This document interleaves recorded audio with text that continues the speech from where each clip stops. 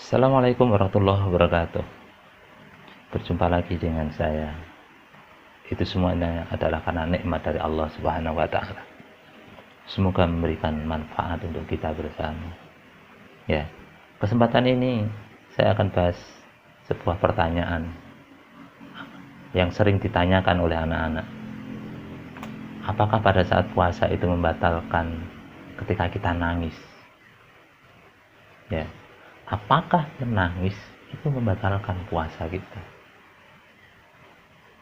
Mungkin hampir dari kita, semua dari kita mungkin memahami bahwa menangis itu adalah sesuatu yang wajar. Menangis sesuatu yang manusiawi. Tapi ada batasan. Ada batasan di mana menangis itu adalah sifat manusiawi.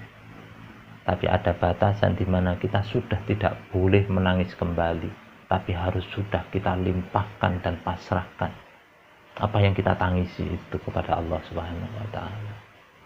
Bukan kemudian kita tangisi menyesali apa yang sudah terjadi, menangisi masalah-masalah yang menimpa kita, sehingga kita kemudian lupa kepada yang menciptakan kita.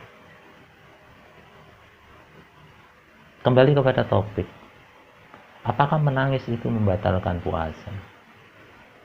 Perlu dipahami dulu hal-hal yang bisa membatalkan puasa itu apa saja.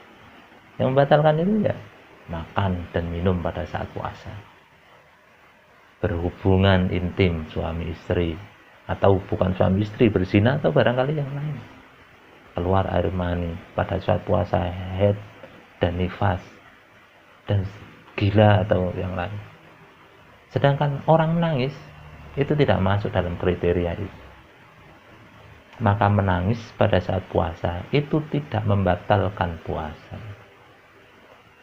Tapi bagaimana kalau orang itu menangis sampai dia kemudian lupa diri, hilang akalnya, karena dia tidak terima dengan apa yang sudah ditakdirkan oleh Allah.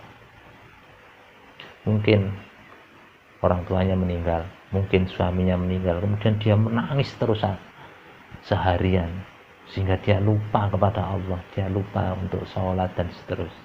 Na'udzubillah. Jangan sampai terjadi. Apakah dia batal puasanya? Lihat dulu apakah syarat rukun puasa sudah dipenuhi atau tidak. Kalau sudah dipenuhi, tetap sah. Sedangkan dia lupa kepada Allah karena tidak terima terhadap takdir Allah, itu masalah yang lain. Dia akan mendapatkan balasannya sendiri karena dia melupakan Allah, karena dia tidak pasrah kepada Allah, karena dia sudah melewati batas kemanusiaan, batas di mana kemampuan manusia sudah tidak bisa dia capai lagi. Maka dia harus kemudian menyerahkan semuanya kepada Allah Subhanahu wa taala. Maka menangis sesuatu yang manusiawi. Tapi ingat, Allah memerintahkan kita juga untuk menahan diri, mengendalikan nafsu. Maka para ulama itu mengatakan, khairul umuri awsatuha. Sebaik-baik masalah adalah yang berada di pertengahan, yang seimbang. Maka kalau sedih, janganlah terlalu sedih. Kalau senang, janganlah terlalu senang. Orang makan kan juga begitu. Makan secukupnya. Jangan sampai kekenyangan. Bahkan Nabi makan itu sebelum kenyang sudah berhenti. Ini mengajarkan bahwa hidup kita itu harus seimbang. Tidak boleh terlalu berlebihan. Kenapa? Allah tidak senang dengan orang-orang yang berlebih-lebihan. Bahkan dalam sholat, dalam ibadah, dalam bersedekah pun Allah tidak senang dengan orang-orang yang melakukannya secara berlebih-lebihan. Maka saudaraku seiman dan seislam, apa yang menerima kita, apa yang menimpa kita, ujian yang kita terima, baik sedih, pedih, menakutkan dan seterusnya, harus kita sikapi dengan bijak. Kita boleh menangisi kepergian orang yang kita kasihi, tetapi sewajarnya. Jangan sampai melupakan kita kepada Allah. Jangan sampai kita lupa bahwa semua itu sudah digariskan dan ditakdirkan oleh Allah Subhanahu wa Ta'ala.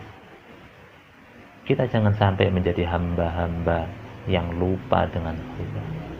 Kita jangan sampai lupa bahwa Allah sudah mengukur, Allah sudah mentakdirkan apa yang terjadi pada diri kita.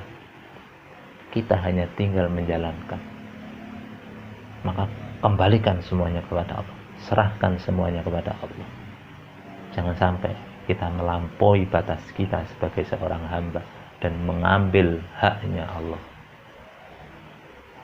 Demikian, semoga ini bisa dipahami oleh kita semuanya. Jangan berlebih-lebihan.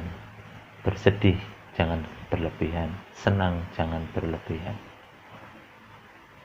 Dalam sebuah pepatah, atau mungkin ini adalah sebuah wejangan dari para ulama, la tuksirid dhaqik fa inna kasratud dhaqik tumitul qalb. Jangan terlalu banyak tertawa. Kenapa? Karena orang yang terlalu banyak tertawa, tumitul qalb, itu akan mematikan hatinya. Itu artinya apa? Bukan melarang kita tertawa, tidak, tapi mengajari kita untuk seimbang. Untuk seimbang. Ya.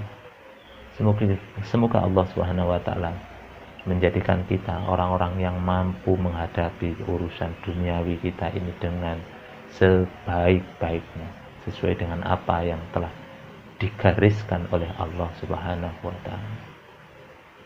Terima kasih. Assalamualaikum warahmatullahi wabarakatuh.